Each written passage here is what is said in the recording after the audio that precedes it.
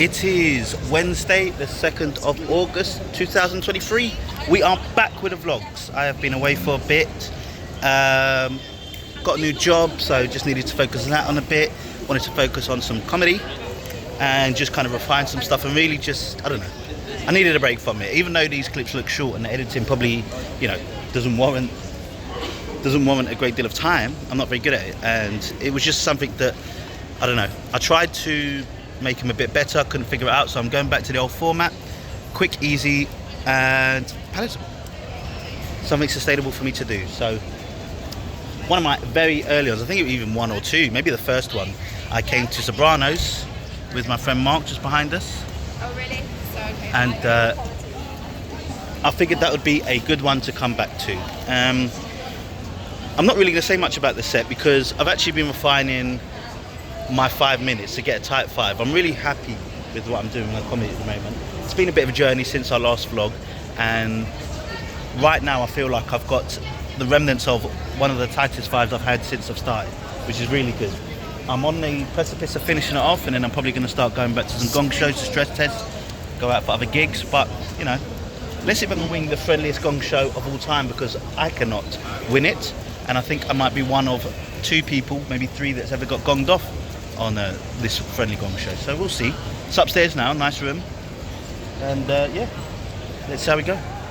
Nice to be back.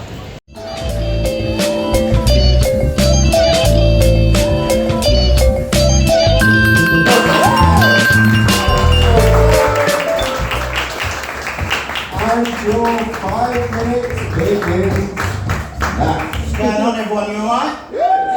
Now, Joe said at the beginning that this is a absolutely gorgeous audience, but I have to say, Len, Freya, Mike in particular, they're just kind of hands down.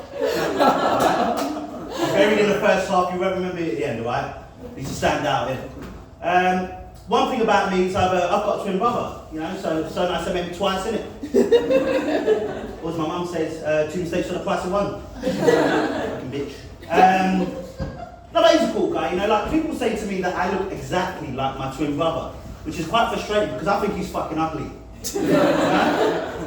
When you go out in the street, just people go, do you know who you look like? Yes, I do. I mean, natural born doppelganger. Bullshit. But he's a cool guy, he's gay, which is great for me, less competition with the ladies. Also I thought, I mean, that guy, like literally, if your gay twin brother tells you that he's a good wingman, it's an absolute lie. It's merely a distraction.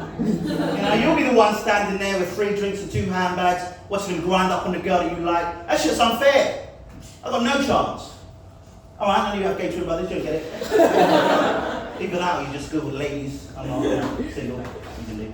But he is right, The thing about Matthew is when he came out to me, it was a really good day, right? But I already knew, twin brother, grew up together. We used to play around with each other a lot, and we used to do like role play, right? When we were kids. We used to do like doctors and nurses. Guess who my twin brother wanted to be? No, Beyonce. So, what was the problem with her wrist, I don't know why. 2 minutes. Thank you. And Uncle Sally, no. I've also got a single mum, so great stuff. Right, I'm the only one that cares, But she's great, hard as shit though. She is tough. As a kid when you used to like fuck up and make mistakes, she'd go, you carry on with that shit, I'll send you to live with your dad. Do you know how hard that is to take when you don't know where that is? I mean, it's shocking. That's like gangster shit. I was scared if I didn't tidy up my room, I'd be sleeping with the fishes. It's shocking. But she's great. Like, she was the only father figure I had growing up, really. And she did all the things a good father would do. We'd go out and play football. She talked to me about girls, or she would call the money grabbing whores. Her words, not mine. It made no sense really, because we grew up poor, What are they going to take, my shoe? I had one. Poor. She would taught me how to shave. It's hard getting between those legs, but hey, come on, I'm a good son. Come on, man, it happens. We got any football fans in the house? Yeah. Yeah, right. I'm a football fan, big football fan. Trying to become a medium-sized football fan, but you know, hold on to that Christmas wait since 2018, pandemic, hard life. But the Premier League, right, they recently released this list of the most influential black people in football, right? So, you know, good stuff. Len's looking happy over there. Is the only black guy in the room. All right, you know, we made it. No, you know, so they have players like Rashford and Saka and the young player that missed. You know, no one watches football. That's good. Guess what they called it? The blacklist. Oh. I know, it's disgusting, isn't it? I mean, outside of just being massively offensive, it just lacks creativity, doesn't it?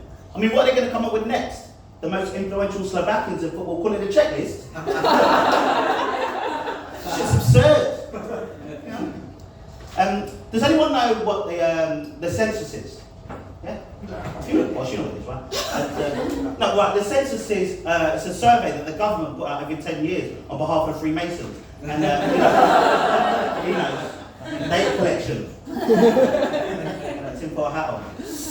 And, you know, did you know that if you don't do the census, you can get in trouble with the police? You know, which obviously come from the streets. I don't give a fuck about that, you get me? Islington heavy, boy, I'm from Islington. So where do you live in Islington? Exactly, it's North Hoxton before it becomes Islington. It's not Islington. Thank you. It's like North Hoxton by the canal is much longer. It's like we have no canals in Islington. It's not Islington. It's a lie. Yeah. You know, I feel like in the last few years, people have tried to recognise black people in really odd ways, right? They had the term BAME, that got cancelled. The one I never understood was the term person of colour. How did that get through? Look, Len's laughing, he knows! He knows, isn't it? Well, you white people, we don't get it. No, because, like, a person of colour is someone that isn't white.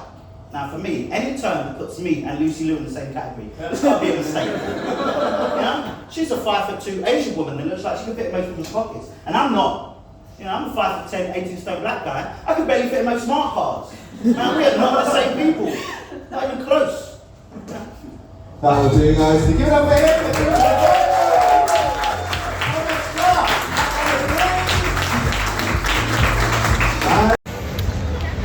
So it only took me a year, but I won the Little Gong Show. Do you know what? I'm happy about that because at least it shows some kind of level of improvement. My stuff was much more sort of solidified and you know, it's much more prepared. So you'd like to think that in and amongst people that are probably less experienced, because I'd imagine I was one of the most experienced people there. There's a couple of people there that I knew, and Matt Withers, who I've seen since probably day one. We're still grinding out there in the same places, but happy with what I did. Happy with some of the jokes. Yeah, I don't really know what to say. I'm glad to be back doing the vlogs in the middle of back in London, and you know, the next part of this year is going to be a lot of trying to get to better spots, basically.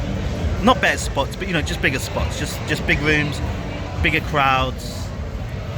Tried to bring what I think is good material to places where I can showcase hopefully something that's worth listening to, and we'll go from there. But as always, on to the next one.